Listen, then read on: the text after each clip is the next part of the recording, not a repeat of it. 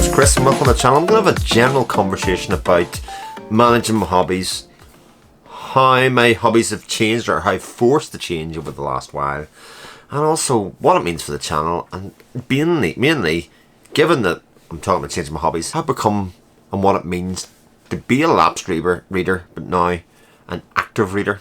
So you've probably seen over the past couple of weeks or otherwise that some of the content has changed on the channel. Not to say I had never done book content beforehand, but there's certainly an awful lot more of it. I think it's here to stay. It's nice actually. I've been looking down at my comments for the past while and people engaging with me, and a lot of people saying, you know, they are in similar positions or have lost sight of hobbies that they dearly love or they're dearly invested in. So you probably see behind me, this is kind of my library-ish kind of room. So this is where I'll have a lot of my books now. I have a rather large Blu-ray DVD collection next door. You know, I've obviously spent an awful lot of time and energy talking about, but I have, in a drive, been wanting to get back to having a balance between my hobbies, because for the first part of the year, and I'll put some of that here, you can see my movie watching habits from the start of the year, where I sort of started out with this idea that I'd watch at least 365 movies for the year. Started off strong, but I found myself getting into a bit of repetitive fatigue. Not to say I wasn't loving watching movies, I wasn't really enjoying the coming in, watching a movie every day, maybe setting up and starting a new film that I could finish the next day. But when I was coming to do, you know, my wrap-ups and my watch lists and that kind of stuff I was finding, I can't really remember very much about these movies because of the sheer volume I was ingesting into myself. So I kind of wanted to change that, and a couple of things prompted this as well. The Expanse, you know, last series, finished its run on Amazon Prime, and I love that world so much.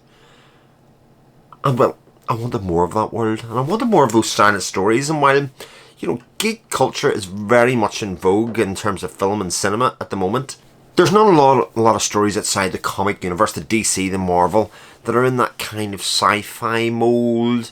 And even the stuff that's been told in the fantasy genre, it's very much the Lord of the Rings, you know, Wheel of Time, these kind of super epic fantasy. But there's more to fantasy books than that. So it started off with, let's read the Expanse books, because 6 series or seasons is all we got of the Expanse. And there's more books, and you can probably see behind me. I'll go grab one. The Expanse books that are there. So, Leviathan Wakes was the first book, and, you know, it's a story, like I say, that I'm familiar with. And I wouldn't say that the story deviates wildly from what's in the books here.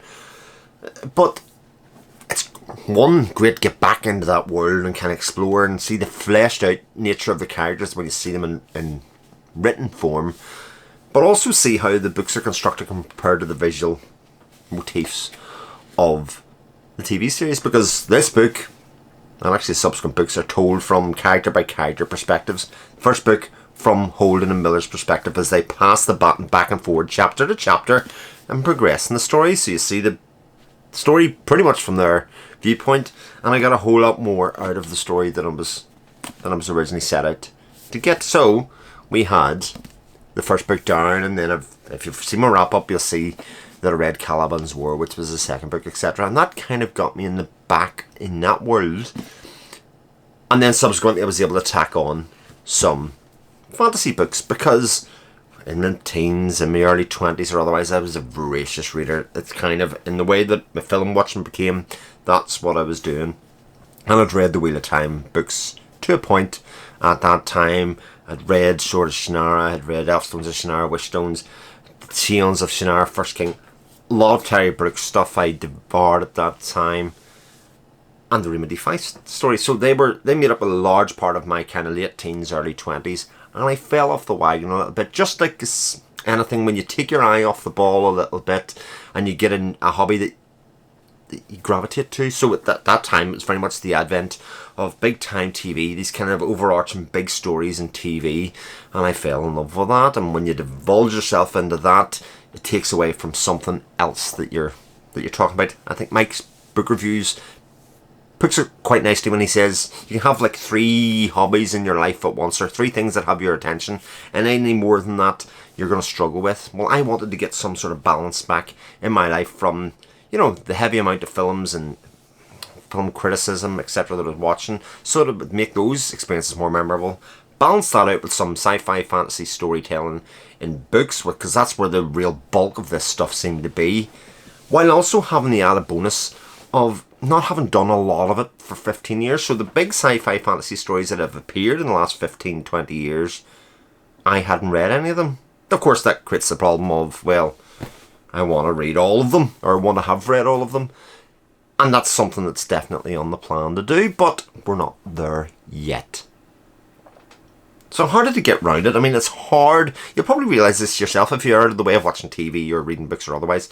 What you'll find is you'll get a bit way through the book and you'll realise you have a short attention span, and you go, oh, my mind starts drifting. I'll do something else. Or you go back to the hobby or the interest that has more of your attention span there.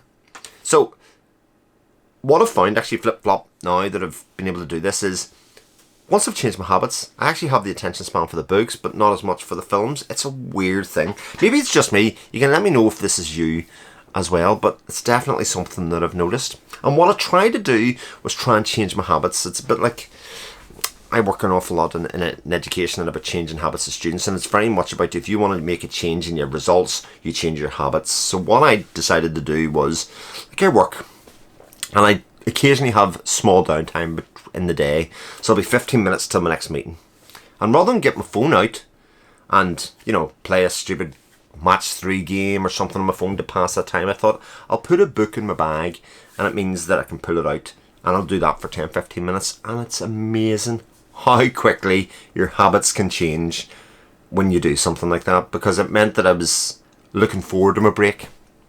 You know, oh god, I've got a 15-minute break here. Which book will I take with me?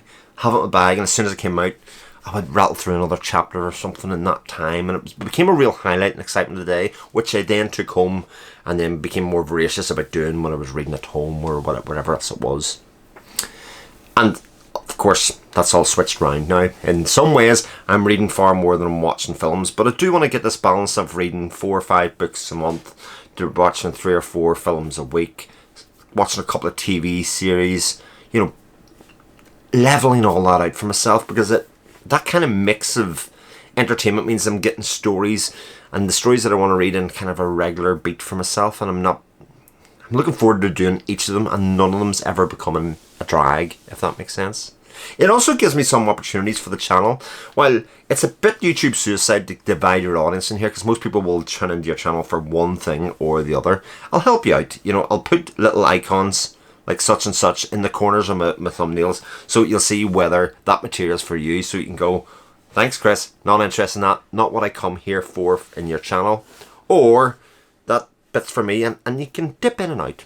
Like, to be honest, I've always said that this channel is very much about escapism for me, about having some way to channel the conversations and the stories that I like to tell. But it gives me some other opportunities. For instance, been reading a bit of Stephen King recently. I'm not long finished reading this, which is The Shining. Now, hand my Cinephile card back in, because I haven't seen The Shining film. Obviously, it's in the zeitgeist. It's one of those films that you can't help but have seen scenes from. And I know the basic premise, the imagery of what happens in it, but I've never sat and watched it start to finish. And what's really nice for me is I've got a famed film, a Kubrick film, on one hand, but I've actually read the book now first, and I've actually been able to take a log of what happens in the book chapter by chapter as memory, so that I can compare the two things against each other, which I'm really excited for. I think for myself, looking at that, I'm like, well, what things would I change from the book to make it into film? What kind of ways would I do it differently? And I have some ideas in my head of what I think about doing. I've written them down for myself, but it'll be nice to see what Kubrick did, given that Kubrick is the kind of master that he is, and the master filmmaker. But it'll be interesting to do the comparison between stage and screen, or between book and screen. So it does give me some opportunities to, again, explore my hobbies in different directions and in different ways, while also kind of delving into these big fantasy stories. I have to say, like, I look at a lot of the internet. There's a lot of the internet gets a bad name between the boutique Blu-ray community and the Booktube community. God, they're two of the most positive places that there are on the entire internet, or the entire World Wide Web, whatever way you want to describe it. There is just glowing love between both these communities for people of like mind. You know, this idea that you delve in and explore and talk about art. Both hobbies have kind of collecting problems. I would say I still have as much problems with collecting as I do. And I'll do a couple of videos about that, as, you know, it brings in a stark contrast for me.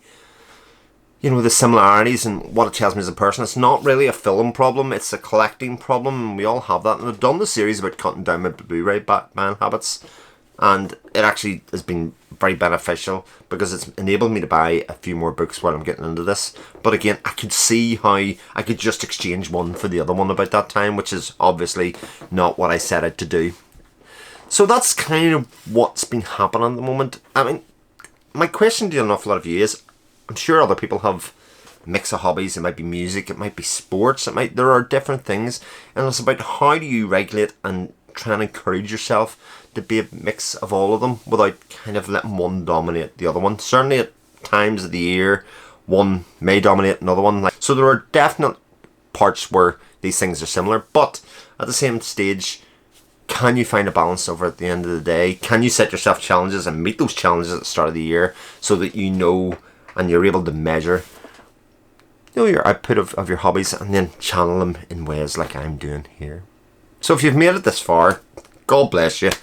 You've heard me ramble and have a general conversation with you for the past couple of minutes. But if you have any ideas, and if you're wondering why there's a change in the output of the channel, I mean, this is pretty much it. It's been by design in some ways, and it's also that period that I'm really enjoying. I'm really liking the diversification of my storytelling.